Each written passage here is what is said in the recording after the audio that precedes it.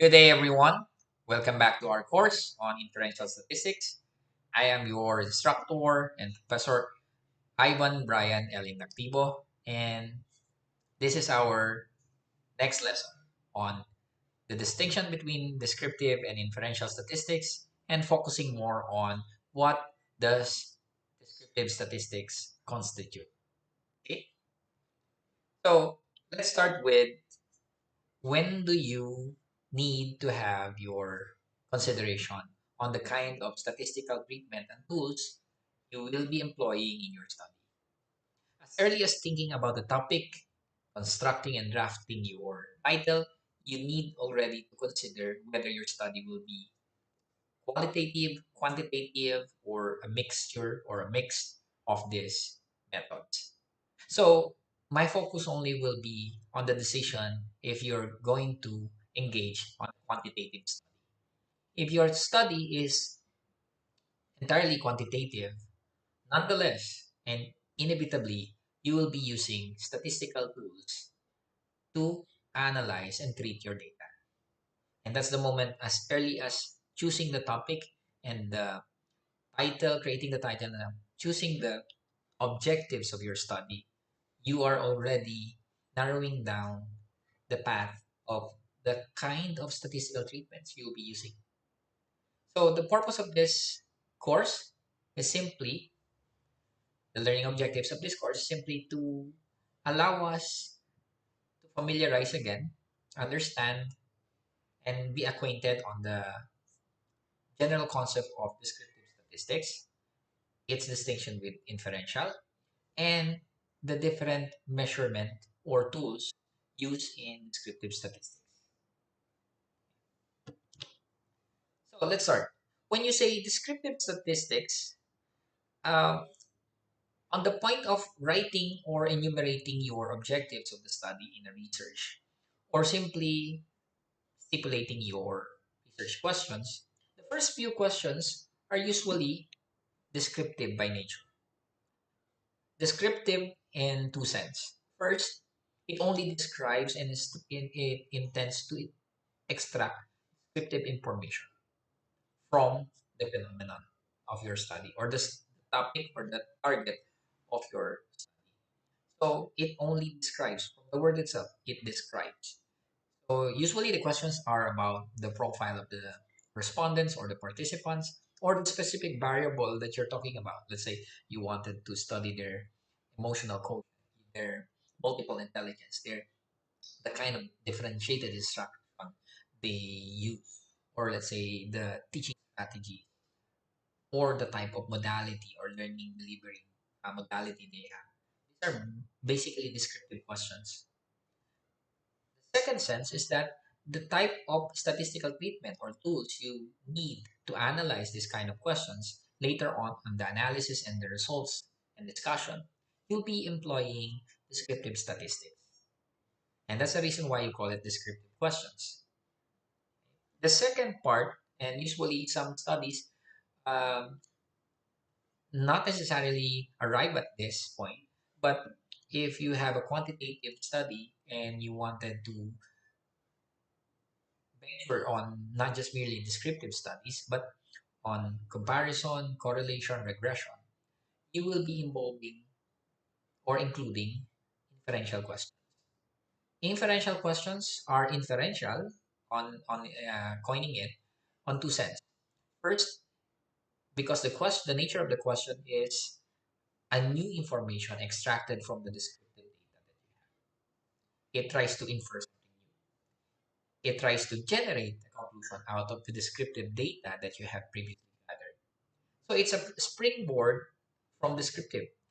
The point of departure of inferential will be the raw materials gathered from descriptive. We have described this and defined this previously in our first few lessons. Inferential, on the second sense, is that the inferential questions are basically treated and analyzed later on with the use of inferential statistics. Okay? And lastly, most of research studies tend to end at the question or at the purpose of arriving at something new, generating something new, or the added value of the research or the contributory part of their research. Whether they wanted to propose something, to formulate something, to develop something, that is the output. That based on the findings, based on the results of the study, what kind of, let's say, intervention, innovation, strategies, or recommendation in general they are proposing relative, again, to the results of the study. So this is usually the format or the pattern on writing the research question or objectives of the study. And this is also indicative, if you see, the kind of statistics in a quantitative study you will be using. Okay? So let's focus first on descriptive statistics. We have defined descriptive statistics as simply the the, s- the science and the math of simply gathering, collecting, analyzing data.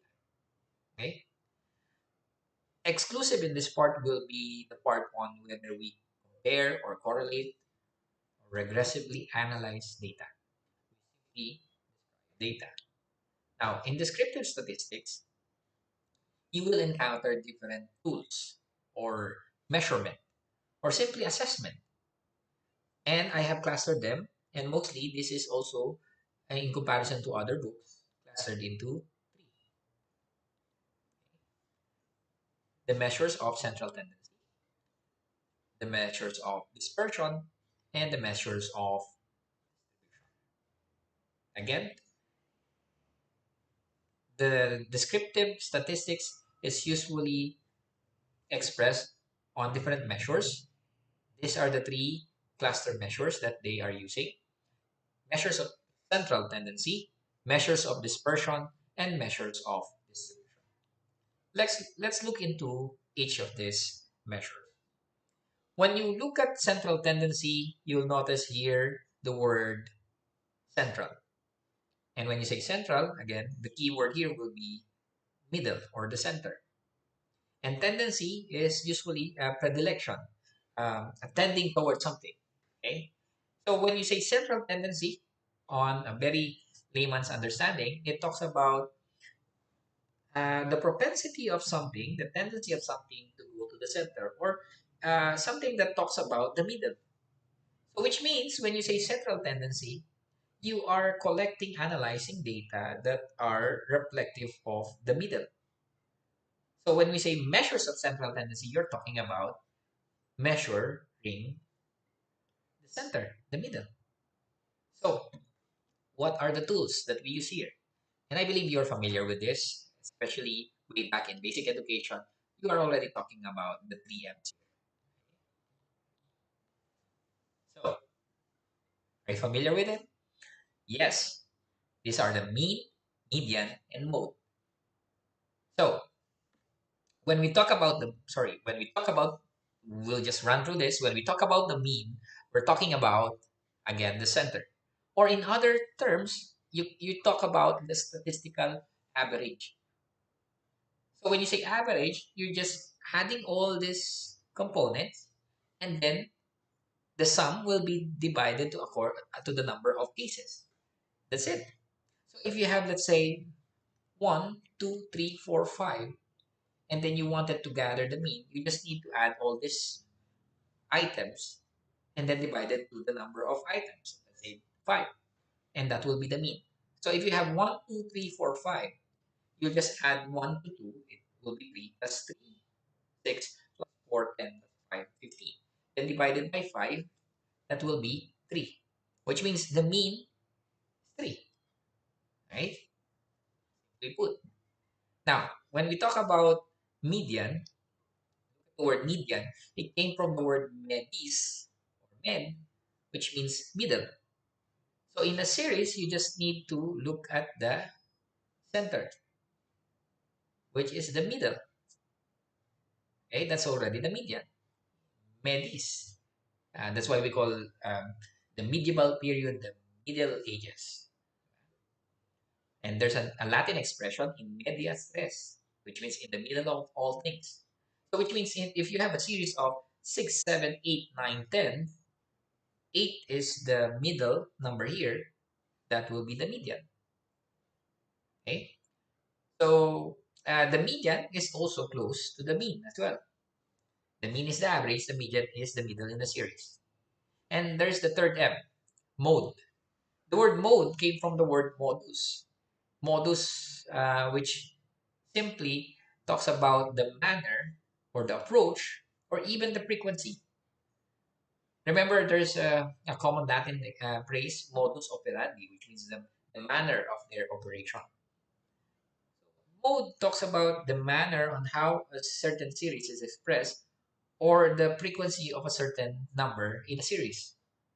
So when you say mode, again, it talks about the most frequent number in a series.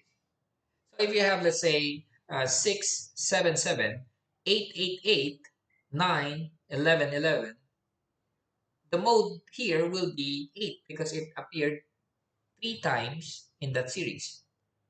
And hence, that will be the mode. So in comparison to other numbers or series. So mode talks about the most frequent number, median talks about the middle number in the series, and mean talks about the average in a series, or the average of the numbers in a series. Okay, easy. So again, this 3M talk about the center, the middle, central tendency. That's why you call it measures of central. Let's proceed to the next. Measures of dispersion.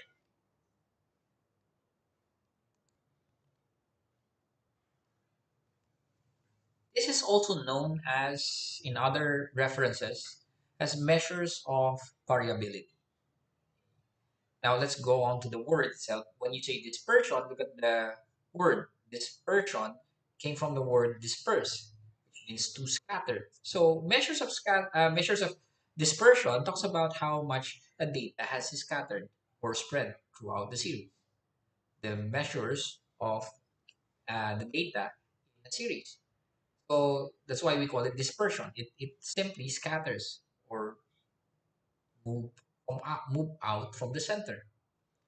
That's why it's also called variability because it looks at the variation of the series or the data set or the data in each of the series. So when we talk about dispersion, you are also talking about three items here or three tools. Familiar?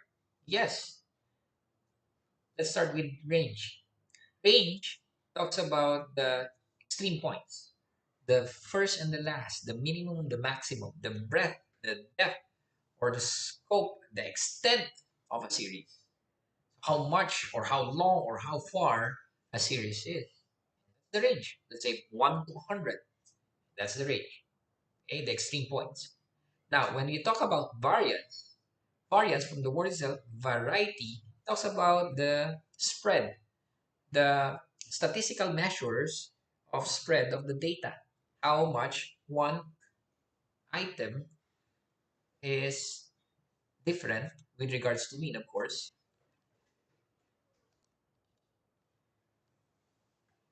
Usually, variance is expressed or represented by the small letter or lowercase sigma squared.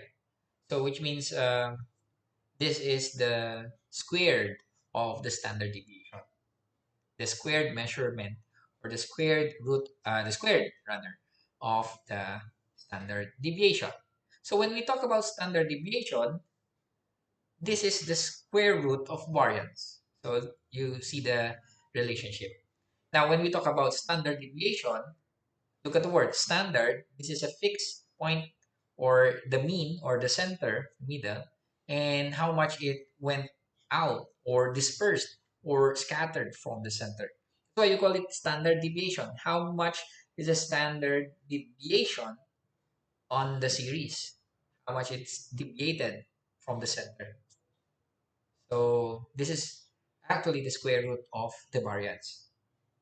Now, I'm not showing you the formula is because I wanted you to understand and grasp the idea, the concept itself, rather than memorize and familiarize with simply showing you the formula.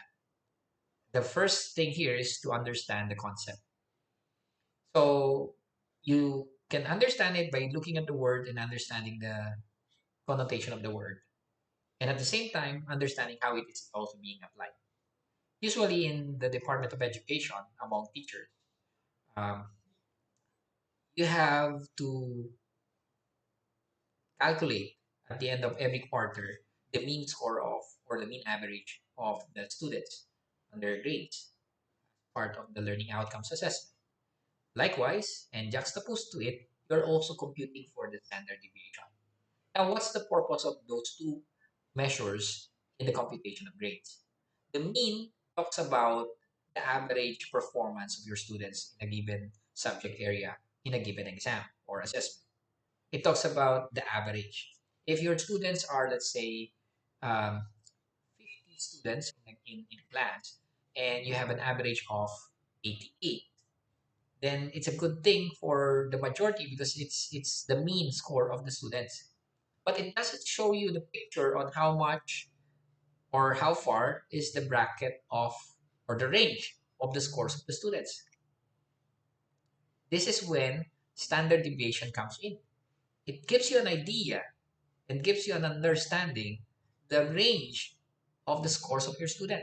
If your standard deviation is, let's say, 20 and your mean score is 88, what does it mean? It means that although the average score of your student is 88, but the mean or the standard deviation of this mean is 20, it talks about a broad or a big range of deviation on the scores. That there are students possibly who had scored perfect as 100 or 99, 98. And possibly there are also at the other extreme. There are also students who garnered points as low as, let's say, line of 7 or 68, 69.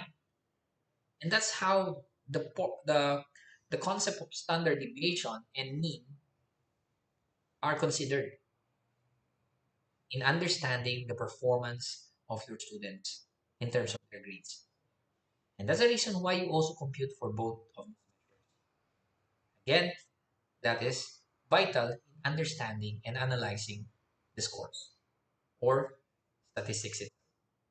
So see how the measures of central tendency is employed as well as the measures of variability or dispersion also used or utilized in your turf, in your field.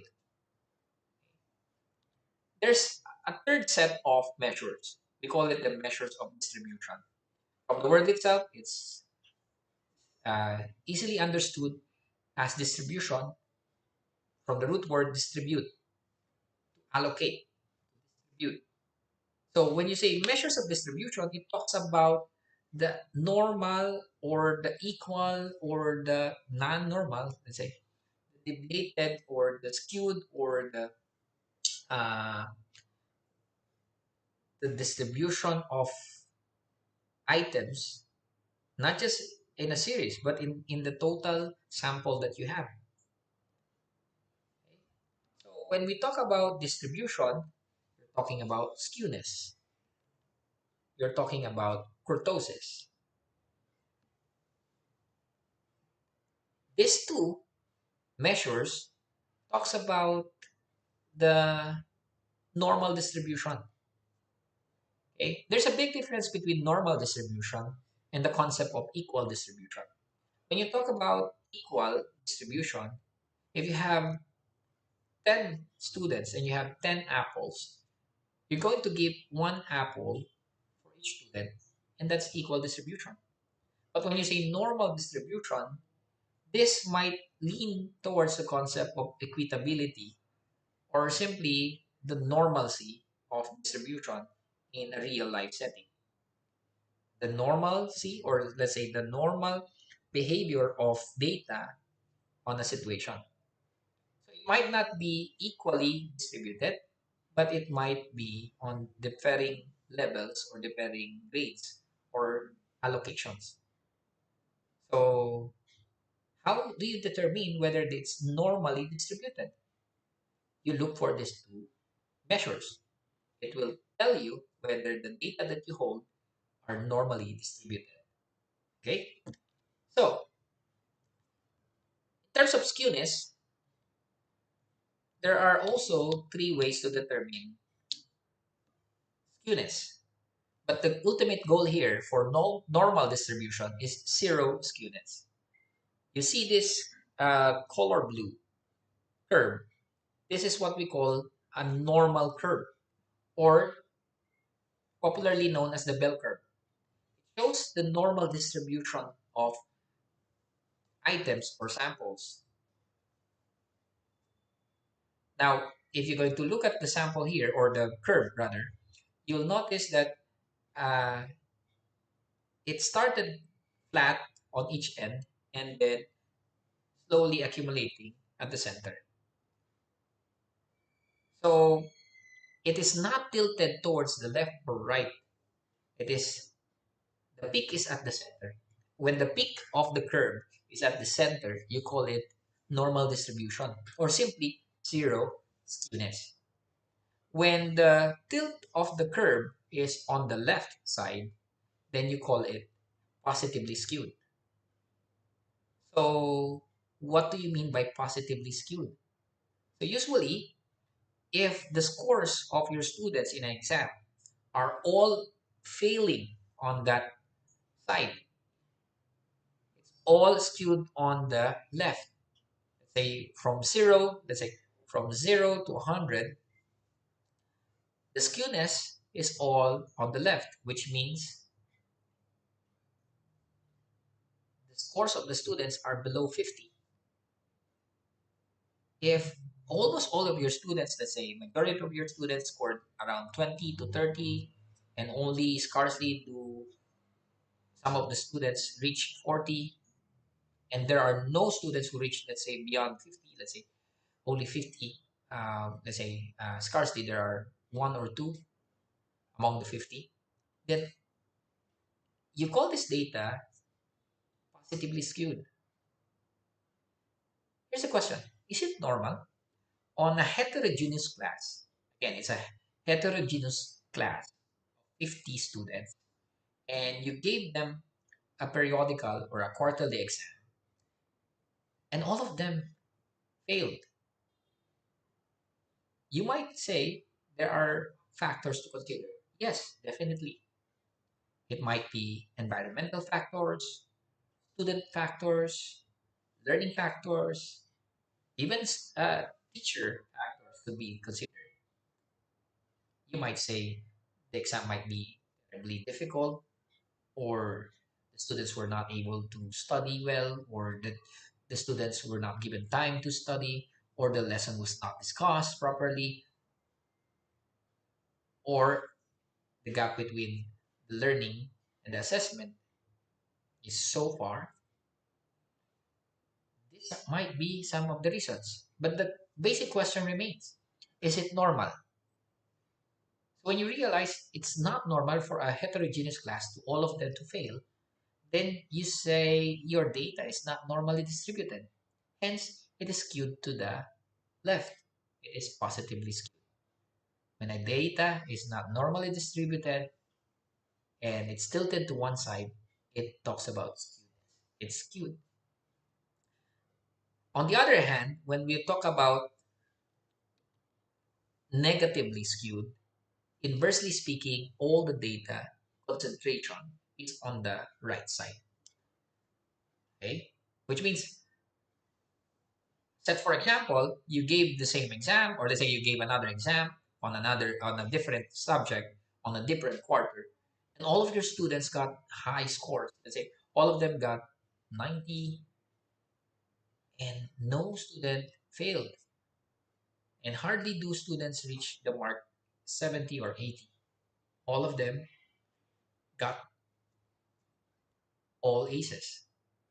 What does it mean in a heterogeneous class for them to garner all the best scores?